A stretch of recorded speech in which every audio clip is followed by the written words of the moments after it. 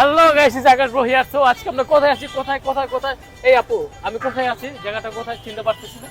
এটা বিরিয়ানি বাজার। আপনি বিরিয়ানি বাজারে এসেছেন। বিরিয়ানি বাজার, বিরিয়ানির তেহরিটা মজা।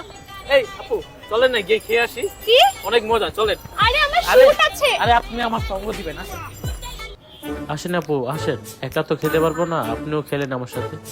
পানিটা খেয়ে নেন আপু, আমি খাবার অর্ডার দিচ্ছি। এই যে আপু, আপনার হচ্ছে খিচুড়ি, আমার হচ্ছে তেহরি। হ্যাঁ আপু, শুরু করেন। আচ্ছা, আমাদের যেন কোথায় দেখা হয়েছে? রাস্তায়। আপনার চোখে যেন কি পড়ছে? কি শোনেন? 24 hours later. দোস্ত দেখ, তুই তো ভাইরাল। মানে এই যে তোর ভিডিও ভাইরাল হয়েছে, দেখ।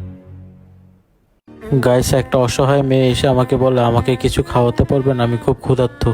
আমি ইমোশনাল হয়ে নিয়ে গেলাম বিরিয়ানি বাজারে। বিরিয়ানি তাকে খাওয়ানোর জন্য।